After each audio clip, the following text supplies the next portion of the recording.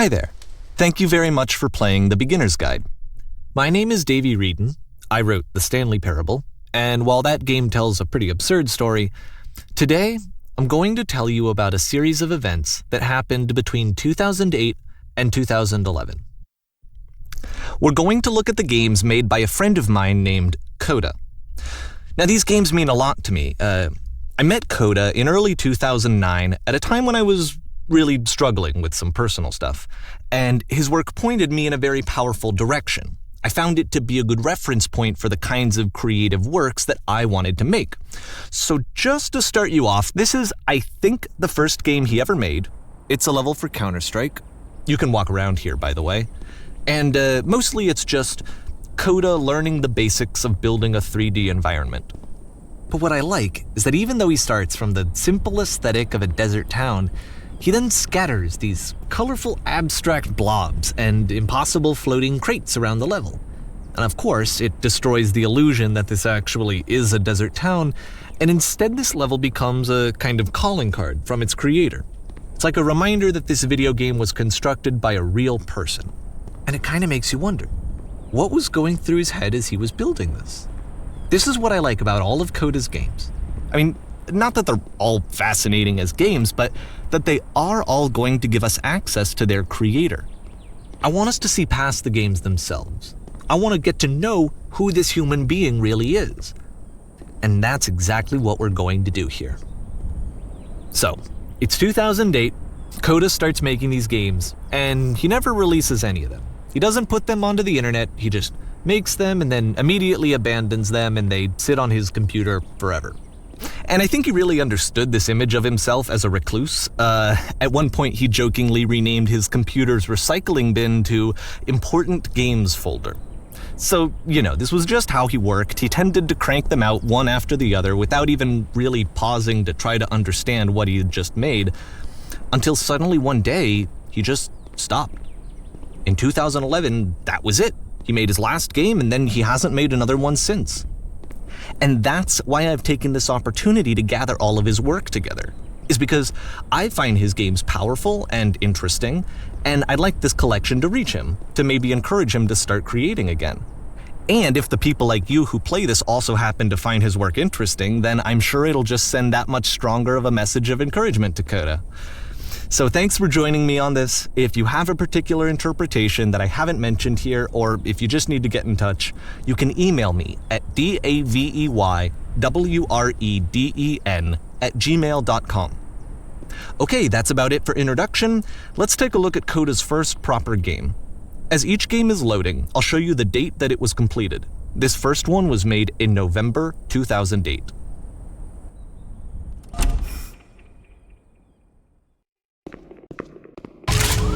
Warning. Whisper machine active. Shift destructive imminent. This game is called Escape from Whisper, and it's one of the more generic games you'll see from Coda.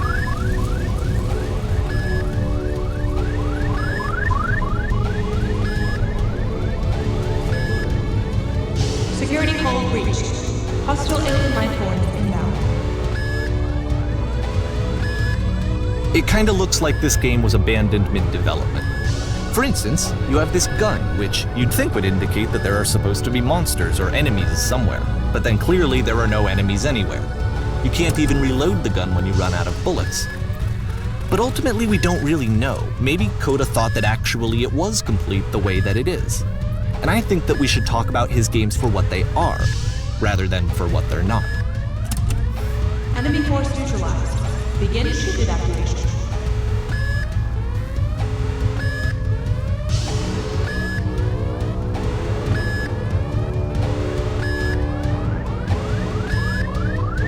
I love how you can see the bottom of the universe from this room.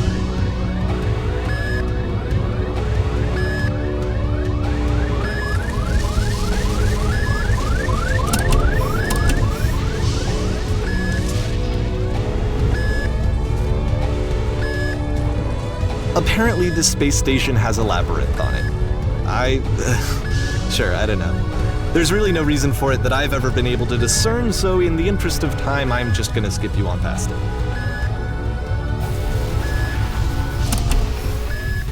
Okay, this is the part that's interesting.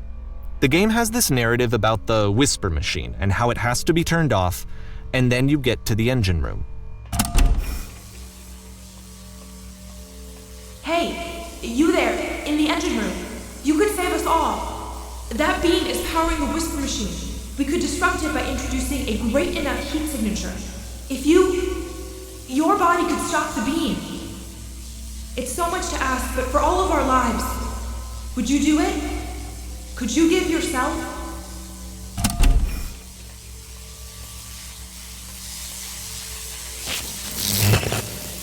Let me pause here for a second. What you just experienced, stepping into the beam and then dying, is probably what Coda had initially intended when he was developing this level. But when he first compiles and plays it, something goes wrong. There's a bug somewhere. And this is what happens instead.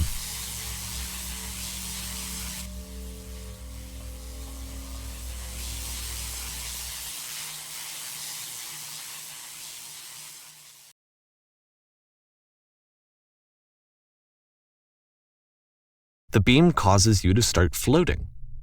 And this is an important moment for him.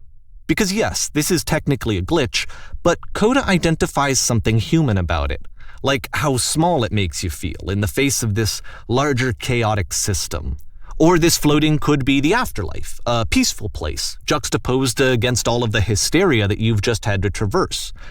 I don't even know. I have no idea what he was thinking, but what's clear is that after making this, something lodges itself in his brain. He wants to do more of these really weird and experimental designs. So he stops work on this and moves on to a stream of tiny little games that go in all sorts of directions. Let's go ahead and take a look at the first game he made after leaving this one behind.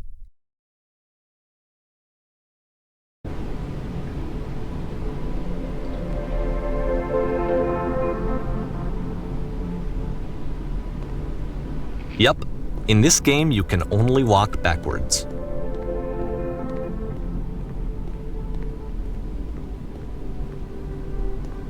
So it's a short and relatively minimalist experiment combining motion and narrative.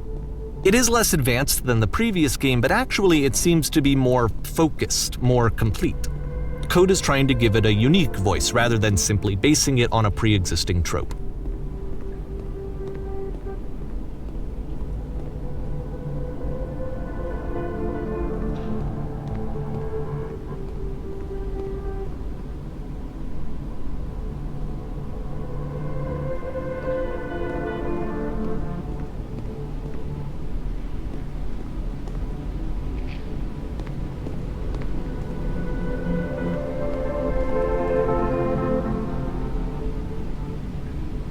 It's a short little thought, it says what it wants to say, and then it ends.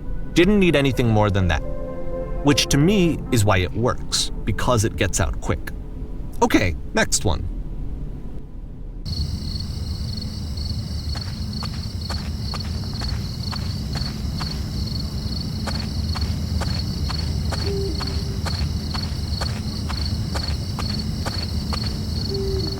And that's it. Okay, the meaning of this game won't be clear just yet. Please be patient with me for a few more games and I promise you'll see what makes it interesting. Oftentimes, Coda would put bizarre titles like this one at the start of his games. I wish I'd known him at the time that he was making these early games. He would really only talk to me about his work as he was making it. Once he stopped work on a game, that was it. It was dead to him. And I don't agree with that at all, but what are you gonna do?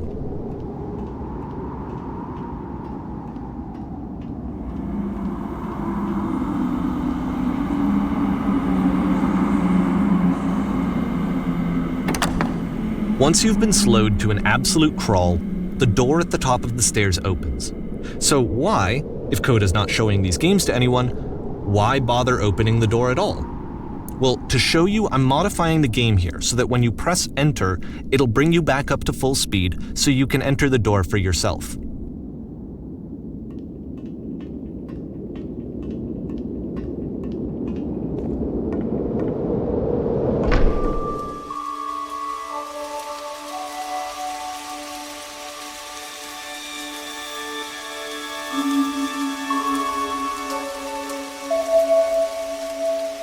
room that's warm and nice and filled with little ideas for games.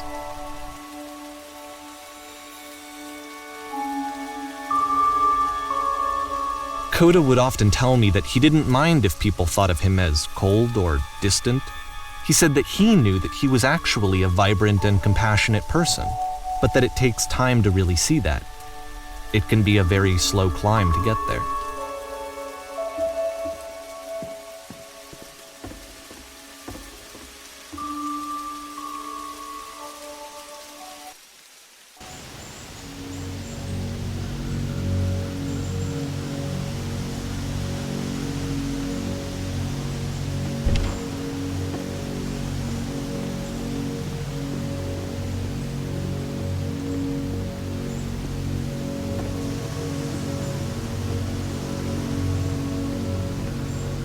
Well, this is new for Coda. It's an actual puzzle.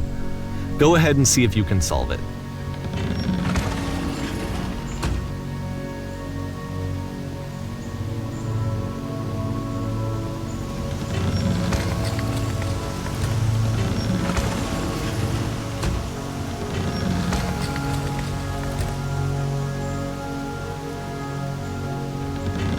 Don't forget that solution, because we're going to see this puzzle again soon. We're gonna see it a lot.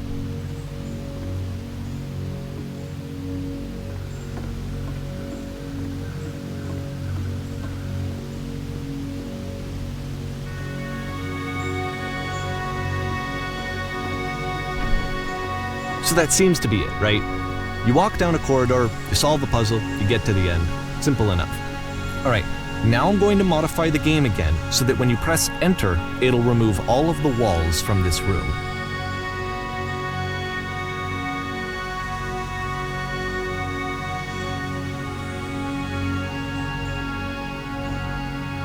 How about that?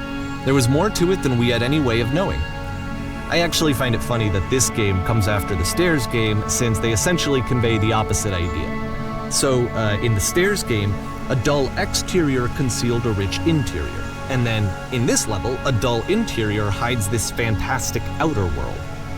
Either way, I think that the point is the same, is that most of the time you don't get to know what you're missing, or even that you're missing anything. That's not your role as a player. So if your role here is not to understand, then what is it?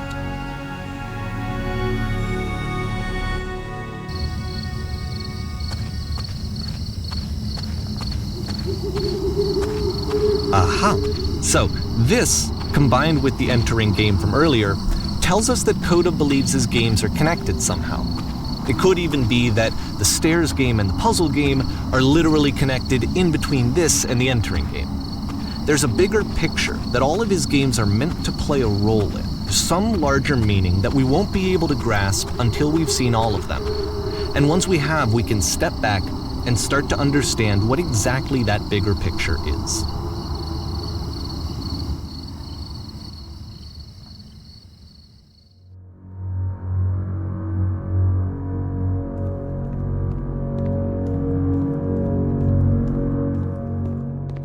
Let's talk about video game development for a second. Every video game runs on what's called an engine, which determines what the game can and cannot do. So in other words, the engine is a set of tools for game development.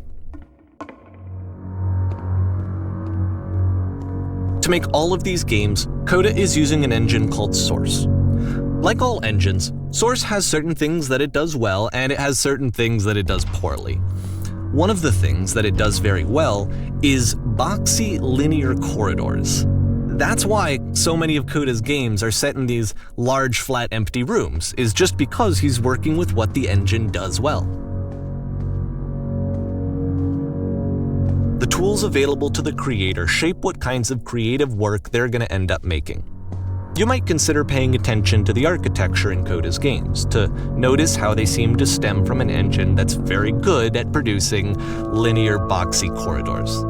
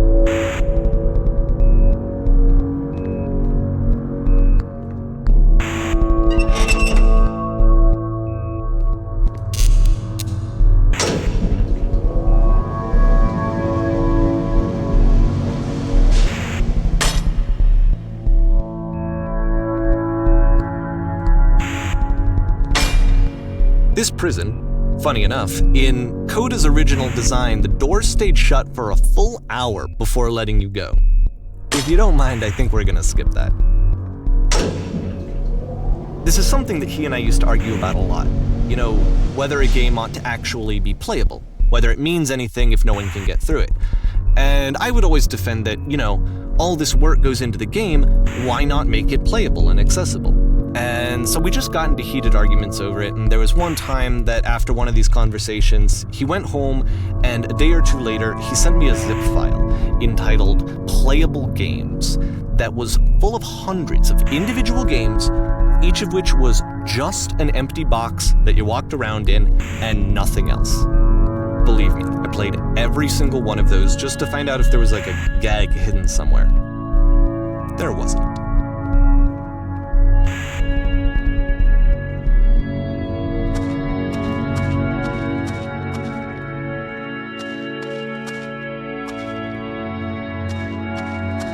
It's the puzzle again, with the exact same solution as the last time.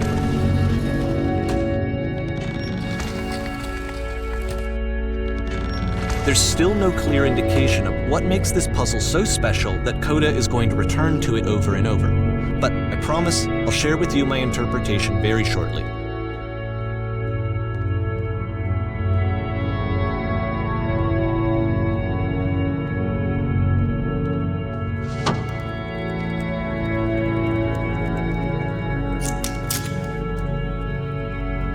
Here, Coda begins using a kind of dialogue system that he fashioned out of the engine's chat capabilities.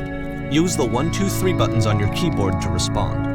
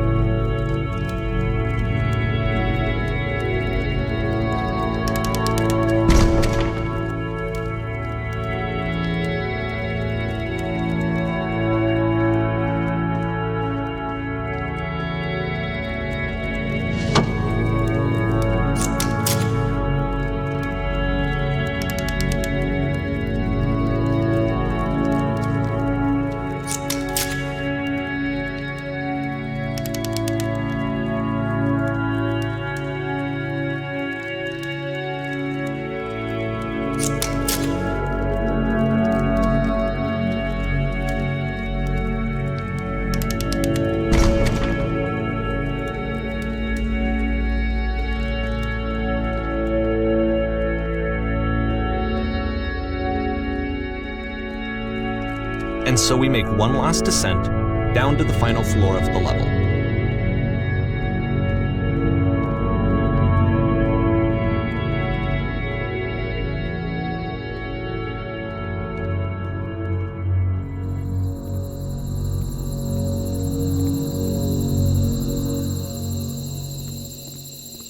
It's a lamppost. Okay, I can't tell you quite why, but for some reason, Coda fixates on this lamppost. It's going to appear at the end of every single one of his games from here on out. I'll tell you what I think. I think that up to this point, he's been making really strange and abstract games with no clear purpose, and maybe you can only float around in that headspace for so long.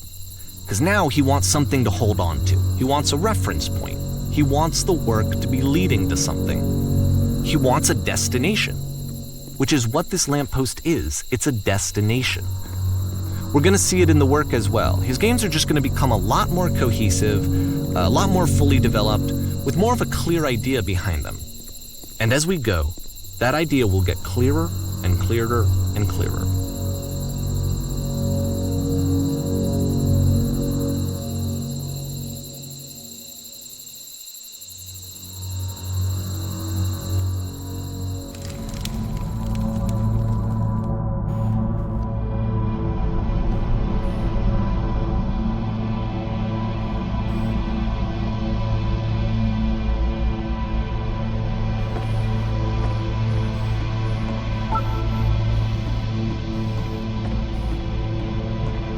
So first off, I'm sure you can deduce this, but this game is not connected to the internet. All of the notes that you're gonna see have been written by Coda. This was actually the first game of his that I ever played. This was shortly after I met him at a weekend game jam in Sacramento, where I grew up. I saw him working on this very level, and it was just so different from anything that anyone else was doing. So right away I was like, I have to be friends with this person. In retrospect, I think I was probably a bit too pushy, trying to get his attention. I was over-enthusiastic. But he was very gracious about it and very patient with me. And I cooled off eventually. Oh, feel free to skip over any of these notes if they're not doing anything for you. Nothing extra is going to happen if you read all of them. Either way, to me they convey a sense of loneliness. I see this person who's filled with thoughts and feelings and beliefs and has no way to express them except as scattered and unheard voices in a game that wasn't meant to be played.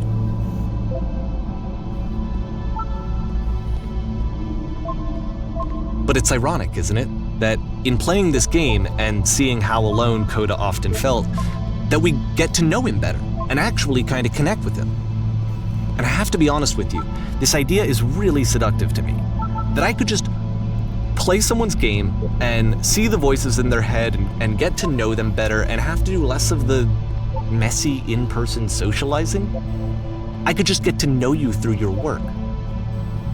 I think this is why I always liked Coda's games so much, is because it felt like they let me have that connection. I felt as though he was inviting me personally into his world. And then I feel less lonely too.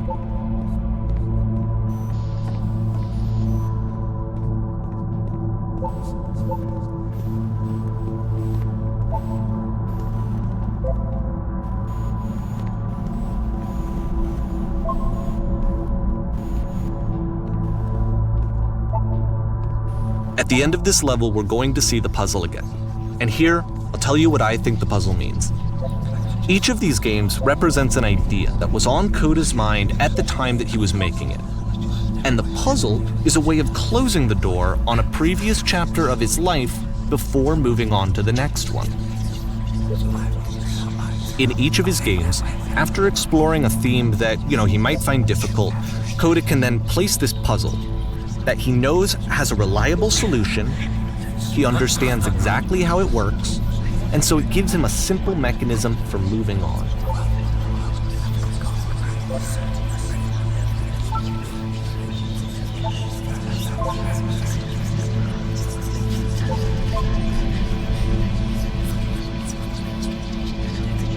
And because there's this dark area between the doors, a space between spaces, before you move on, you get to pause.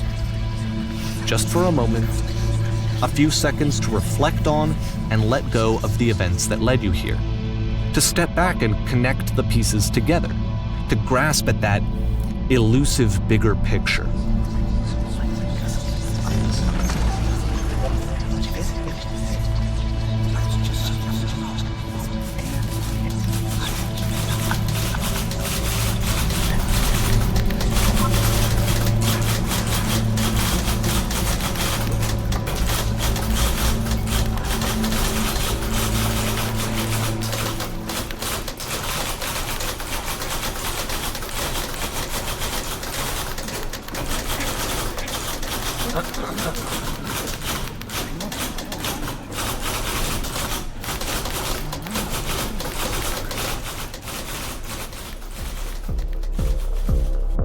Okay, this one is tough.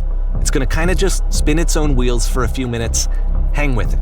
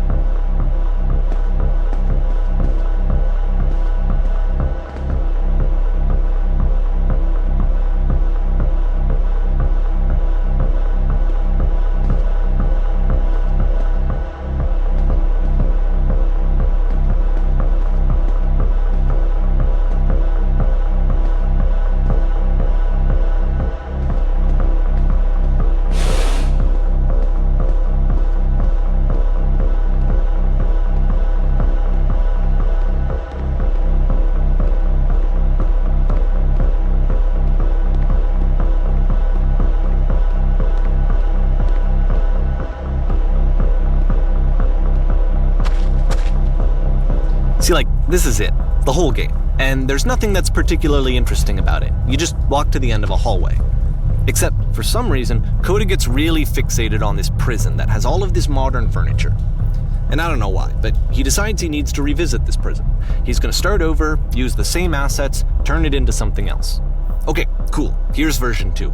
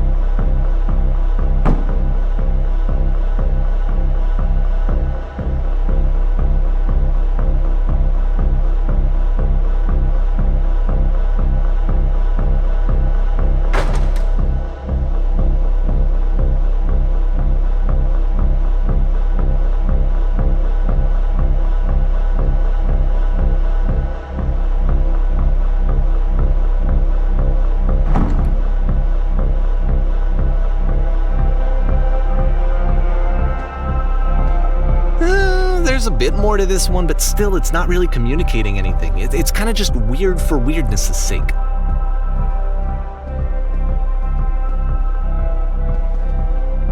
So okay, he throws it out and starts over.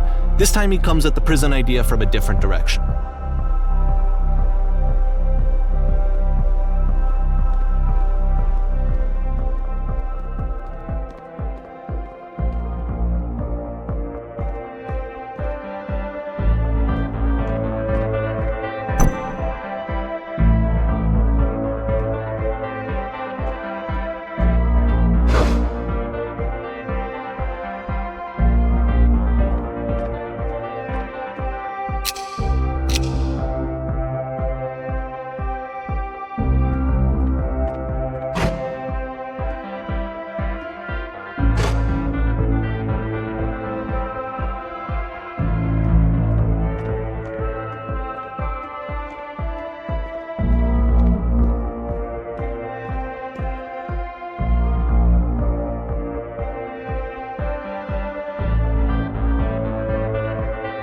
And of course, now the table is gone and you can't begin the chain of events to escape. Here's a version where there are no bars, but you can't actually get to the well. And then a version where the inside of the prison is the outside and the outside is the inside. Let me just blink you real quick through a few more of these. I mean, he really unloaded on this prison idea. There's nearly a dozen of them. Personally, I think it's awful to watch this, to see a person basically unraveling through their work. And for what? Like, at what point do you just go, maybe there are game ideas other than this prison that I could be working on? But Coda doesn't have that voice telling you to stop, that particular mechanism of defense against yourself. Without it, you just spiral. And so he keeps going and going and going and going and going, and then he hits on something. And he likes it. And that's it. He's done. He stops making prisons. This is the very last version of the prison game that he created, and the reason I think it works is that the prison is not actually in it.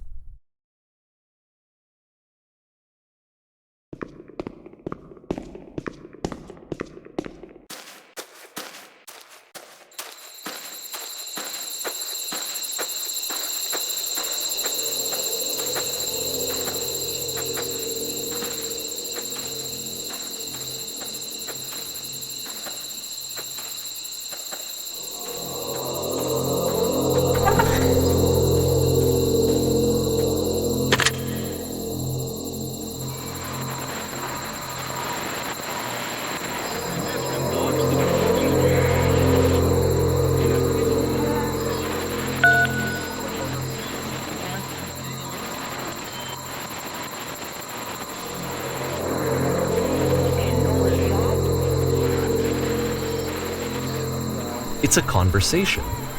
And so this is what Coda wants, is to be able to talk to someone, to share what's on his mind, and to get some good advice from someone who knows. But the irony is that even in this scenario, you're still talking to yourself. You know, all of these games so far are Coda talking to himself.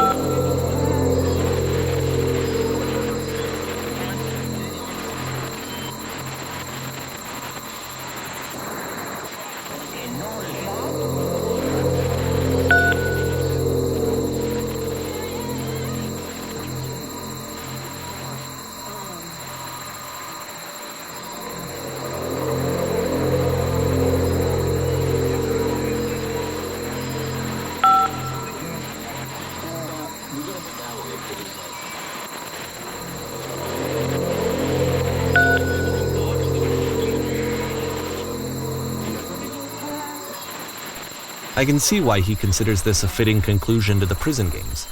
After all of the obsession and frustration, just to be told by someone you can trust that things are going to be okay. Wouldn't that be nice?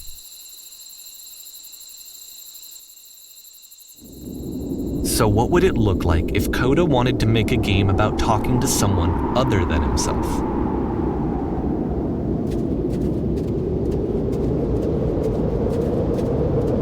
To me, this environment is meant to represent Coda's puzzle, with the two doors on either side and a dark transitional space between.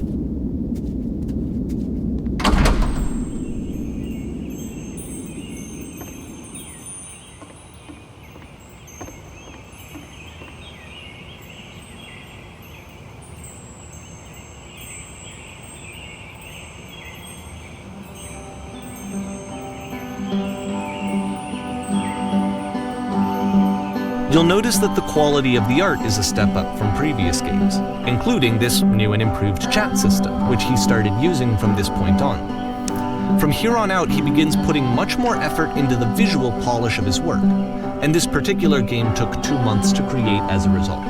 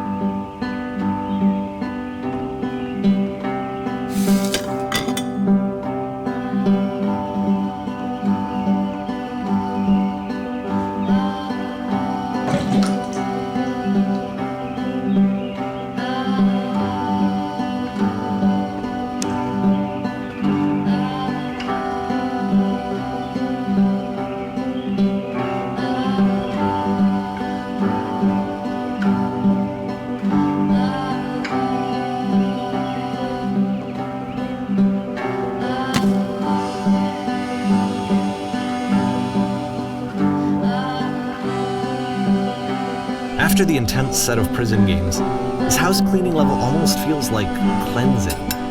It's the moment after a particularly difficult or traumatic experience where you just need to let it sit and digest inside of you, and eventually cohere into something meaningful.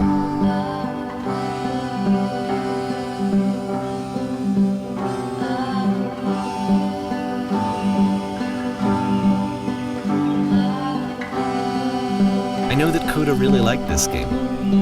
Of all of his work, actually, this was the only one that he called me up to ask me to come over and look at it. This was during a period of a few months where he was like grossly happy all the time, just walked around with a constant smile on his face.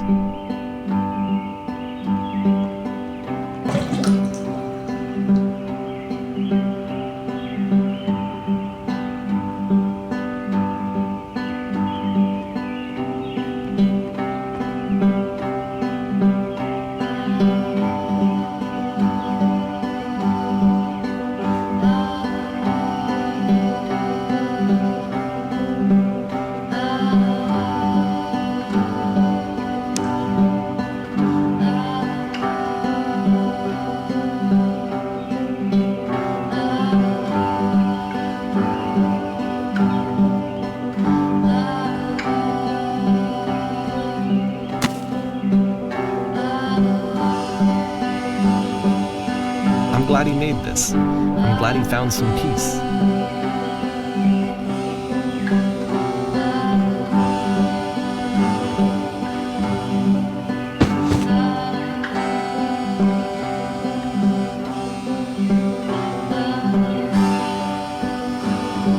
But, of course, it can't last.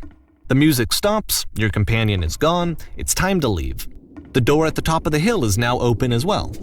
Again, you can't stay in the dark space for too long. You just can't. You have to keep moving. It's how you stay alive.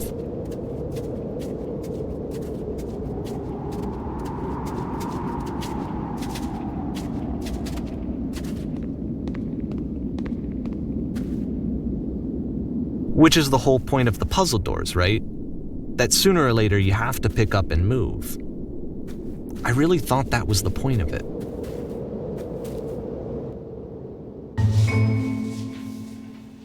This one gets a bit goofy.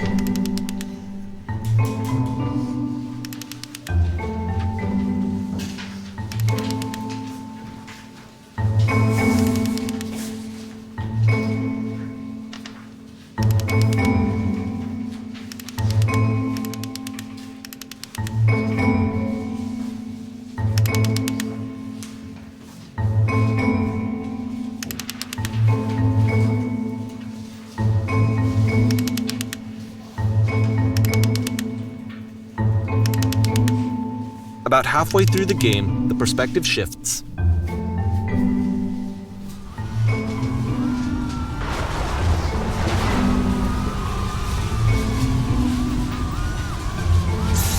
And you play as the teacher. And suddenly, you discover that your teacher is just as bigoted and afraid as you are.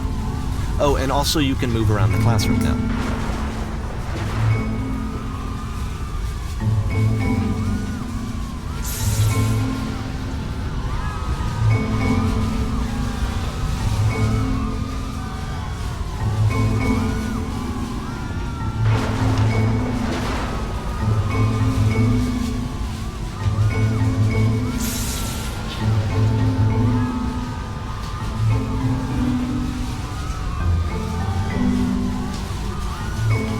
I fell pretty hard for this one. I feel like it's one of the most relatable experiences that you can have. To assume that some other person is perfect and totally fulfilled in every way and completely miss all of the little flaws that make them painfully human. I think about this game a lot these days.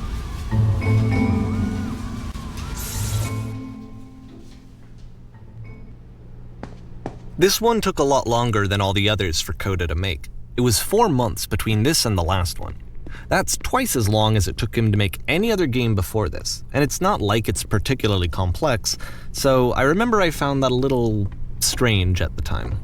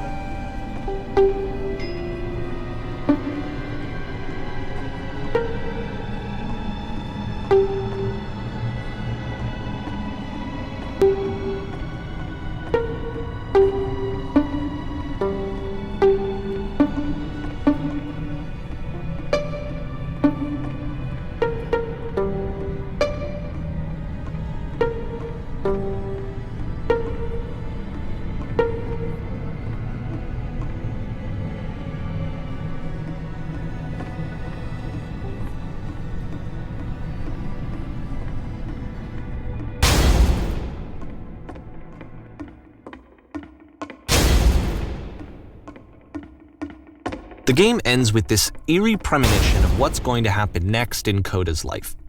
The solution to social anxiety, to fears of having to perform and having to chase success, the answer for Coda is to withdraw, to hide himself away. Which is what leads to scenarios like the stairs that slowed you down several games ago, where it just becomes harder and harder to access Coda's inner landscape because he keeps retreating. He just keeps backing away from possible connections to anyone other than himself. And to be honest, I didn't consider it very healthy when I first played this game. It looked to me like he was trying to justify the idea of just disconnecting yourself from the world. And that wasn't what I wanted for him or for his games. Because I feel like a lot of his games are inviting me to connect with this person, to bring him closer. But what can you do? After this, Coda went off and took another 5 months to make a new game.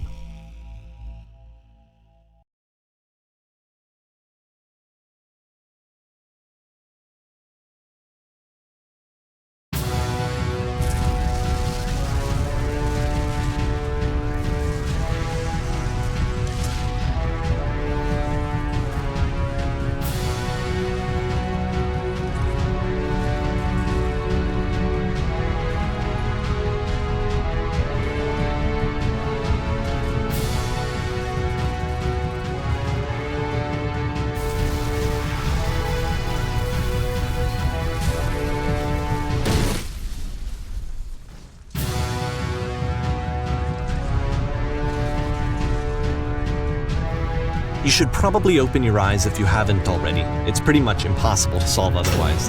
And there is a solution, by the way.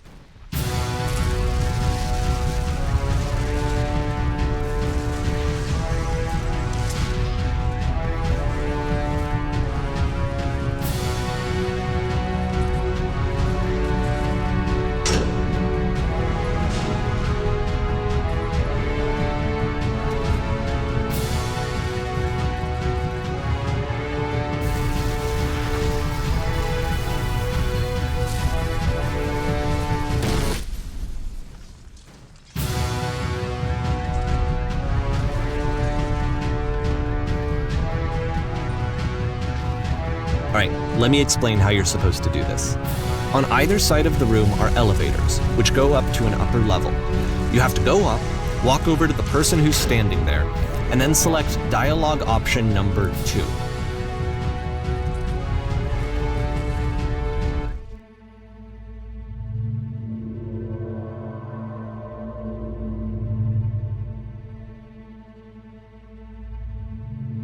Like I said, I was getting concerned.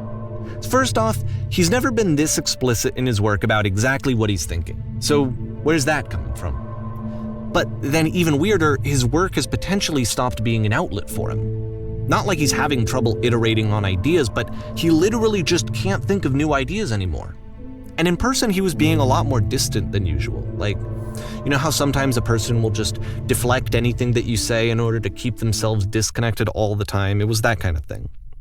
here was the point in my relationship with Coda where I really started to wonder if he needed my help in some way. His games are going to get more desperate from here on out. After this game, it's almost 6 months before he finishes something new.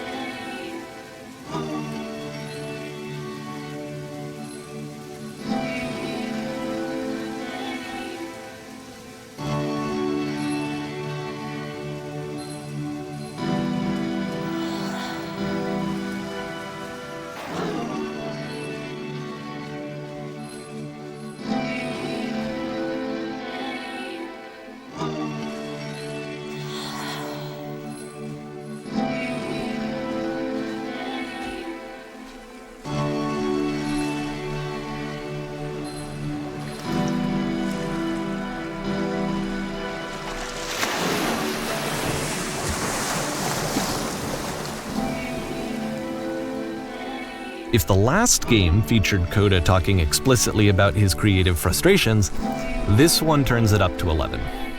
Now, put yourself in my shoes playing this. Here's a friend whose work is exhibiting signs of struggle, frustration, anxiety, depression, even. And yet still, he keeps making games.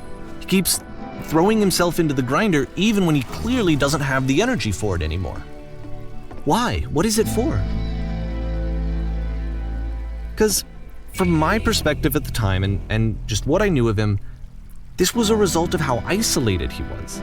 He was in his own little bubble, just sitting at his computer all day, not really showing these games to anyone, not releasing them onto the internet, and so he didn't have anyone outside of himself to connect with. He had no outlet to ground himself on.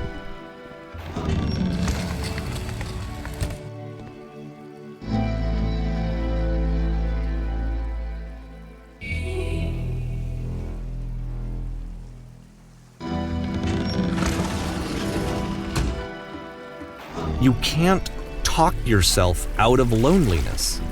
It doesn't work that way. You can't be the one writing both the questions and the answers. Then there's no movement. Then there's no circulation. If all of your anxieties are being channeled into your work, then if the work ever fails, you have no backup and you're just going to crash.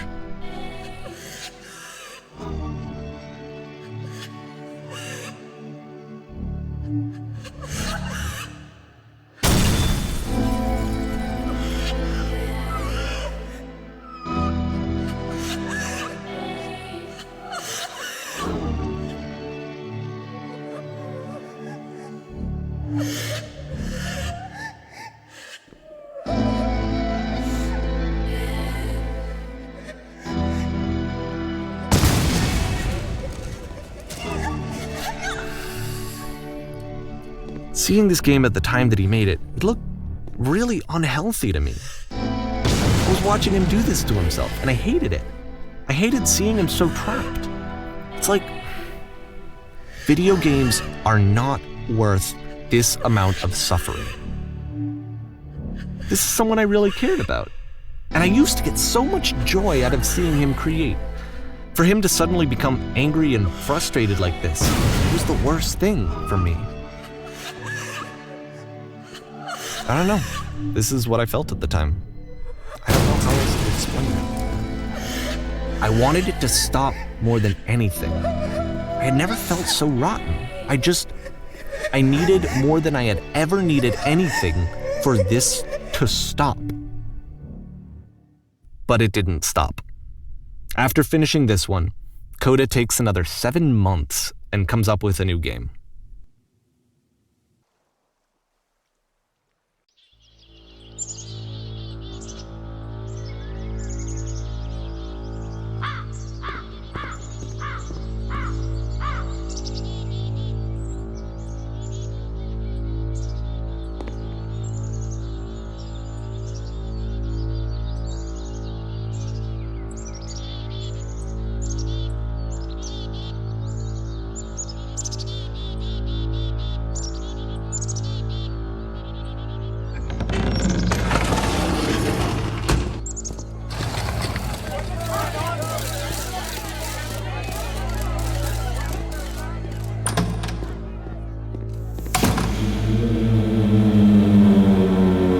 course, it's the machine.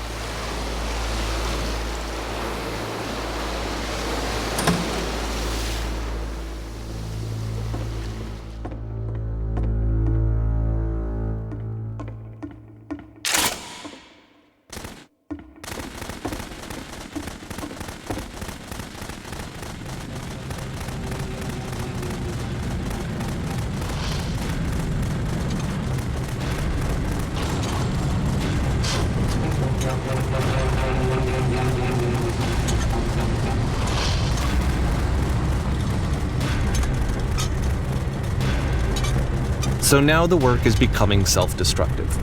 And I'll tell you, at the time that I first played this game, shortly after he made it, here's what I'm thinking to myself. I'm thinking that code is stuck in his own head, and that it's having a very negative effect on him, and that all he needs to do is just start showing his work to people, to get some actual feedback on his games. It might get him out of isolation. And so, as I'm thinking this, I realize that I could be the one to initiate it. Because it would never occur to Coda to start actively soliciting feedback, so what if I did it for him? If he could see the difference it would make to have more actual conversations with other human beings, would that bring him out of his mental spiral? Would it give him confidence in himself? Would it bring meaning back into his work?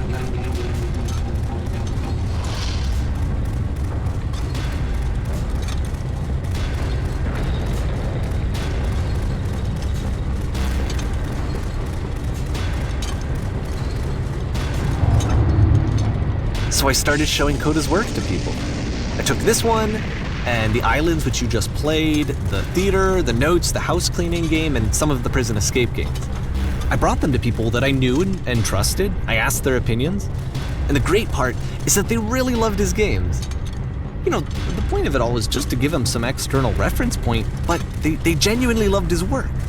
There was nothing for him to be afraid of.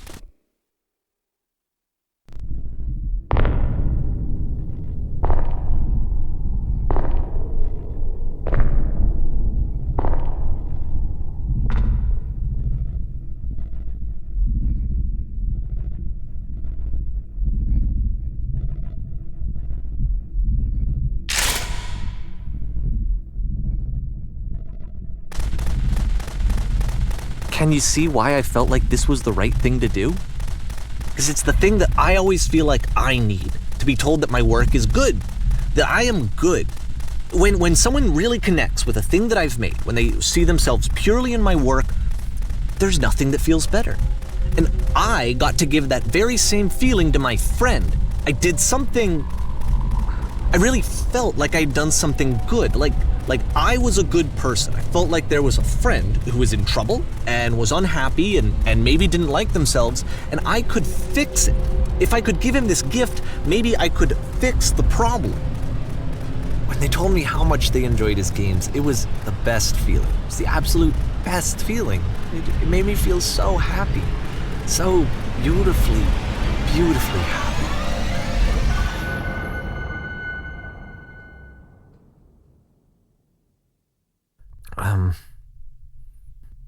So anyway, Coda finishes this game, and then really he just kind of takes off for a while. So this is June of 2011, and I didn't hear anything from him for several weeks, I guess.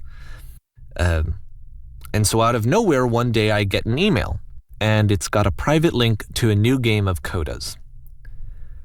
This one is called The Tower, and to my knowledge, it's the last game that Coda ever made. So let's take a look.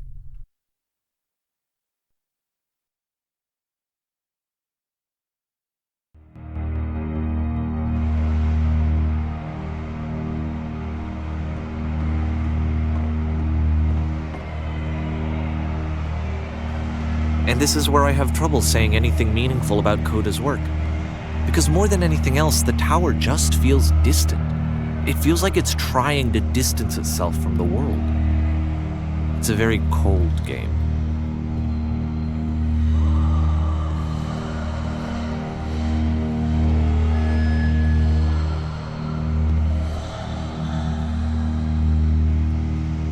This room actually has a maze in it.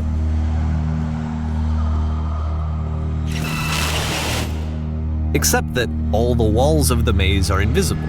And then every time you touch one of the walls, there's this awful flashing and noise, so the experience is really miserable. The game goes beyond not being meant to be played, it actually seems to despise the player for trying to play it at all. But I do want to show you the rest of the levels, so when you're ready to continue, press enter and I'll put a bridge over the maze.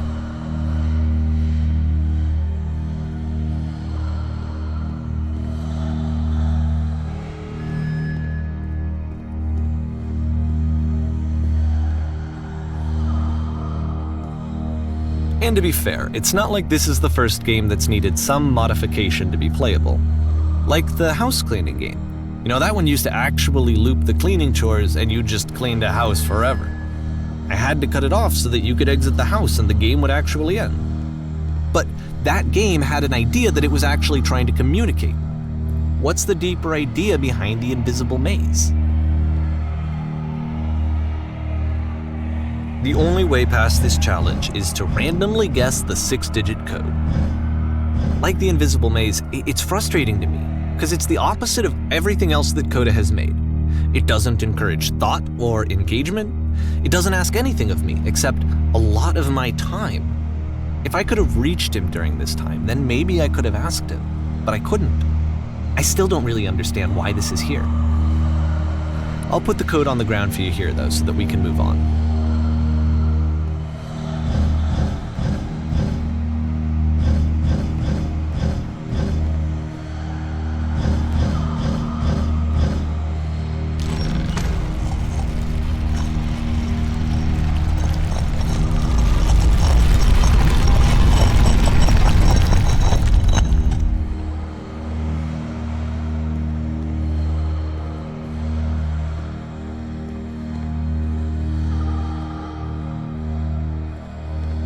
The switch to open this door is actually on the other side of the door, meaning that it's literally impossible to solve from this side. So even if you somehow brute forced your way through the first 2 challenges and you got to this point, there's actually just no way to progress. And it's scary for me, the idea of Coda cutting himself off entirely, just saying, you know, that's it, that's the end of the conversation, not giving me any way to fix the problem. I feel like a failure, I guess, when I can't fix the problem. But I can open this door for you, so let me do that. Was I a failure for not understanding this game? I mean, I don't know why I would be. It's not like everything needs to have a solution, but I feel it somehow. I feel like I failed, and I don't understand why. I remember, it's June of 2011. I'm playing this for the very first time. And as I'm playing, I'm thinking to myself, I don't know this person. I have no idea who this person is. It wasn't the guy I knew, it wasn't my friend. I had come to so many conclusions from looking at all of his work up to this point, and then suddenly none of them... I had been trying to, though, that was the thing. For years I was trying to get to know him, to understand who he actually was and what he stood for. I asked him so many times to please just tell me what his games mean to him. I asked him please to tell me what the 3 dots mean.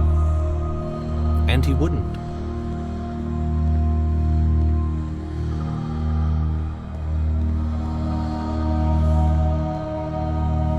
I just felt so strongly that if I could have connected with him, that if I could have somehow made his work my own, that I would finally be once and for all happy. It was that I needed to see myself in someone else. I needed to be someone other than me. But he stopped and left, and it felt somehow like I had failed.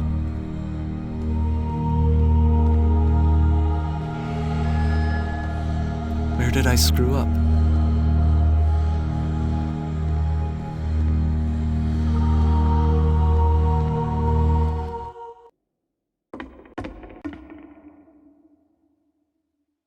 I'm the reason that you stopped making games, aren't I? It's because of what I did. I poisoned it for you.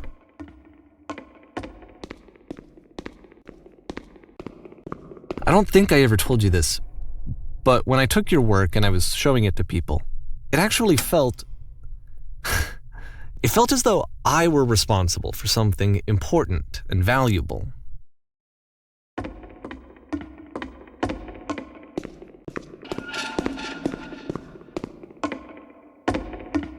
And the people who played them, they treated me like I was important. They really listened and cared about what I had to say.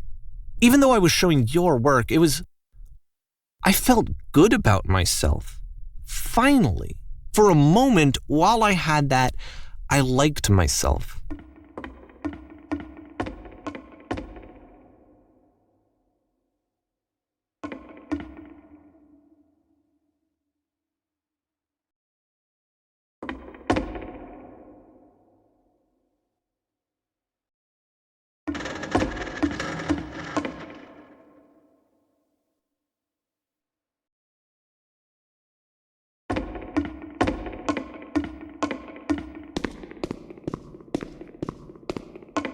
And then you stopped, and I didn't have anything left to show people. I just had to be with myself. And as soon as that happened, there was no feeling at all. Nothing. Less than nothing. What does that mean?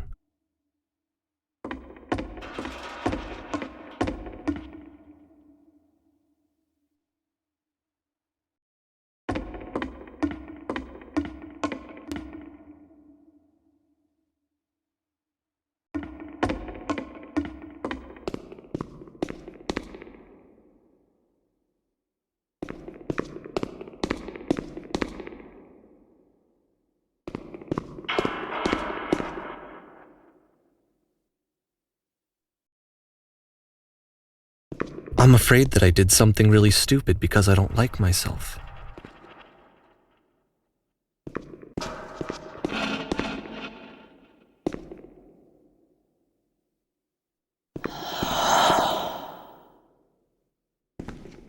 That's why I'm releasing this collection of your work, is because I haven't been able to find any other way to reach you.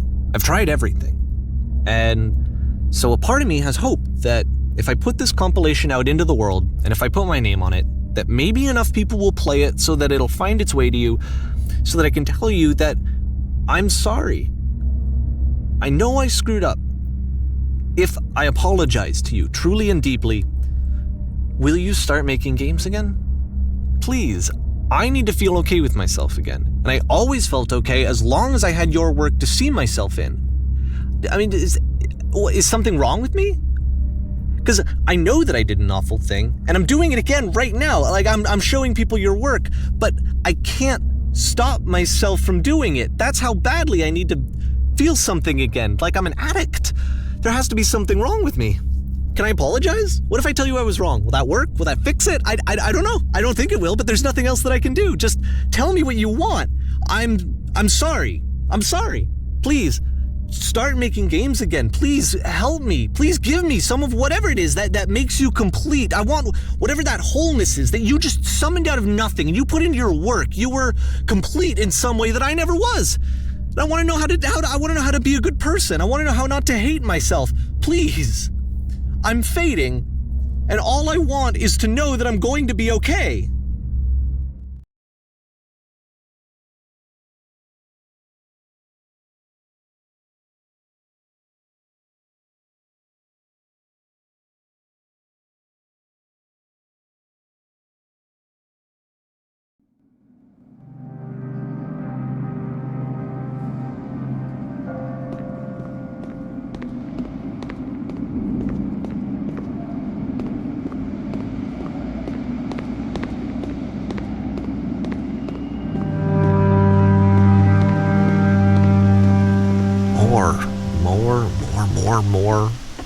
More love, more praise, more people telling me that I'm good. Always more. It's like a disease. Solution.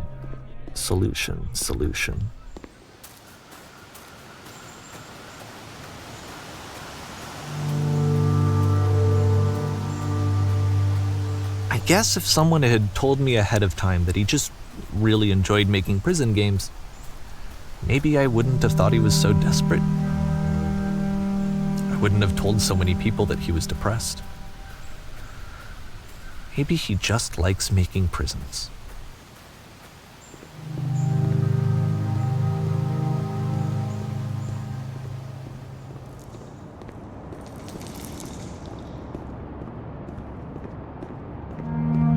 Even now, the disease is telling me to stop. Don't show people what a shitty person you are. They'll hate you.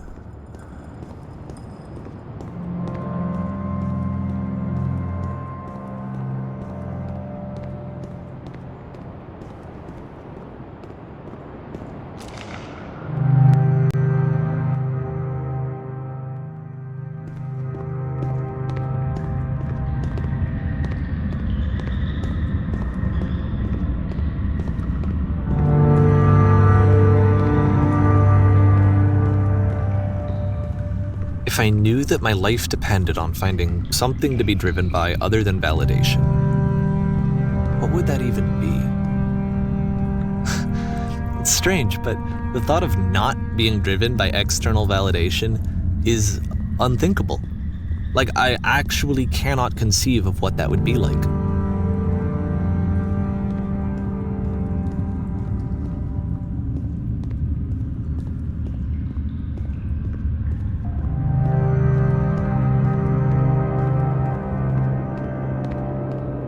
What now?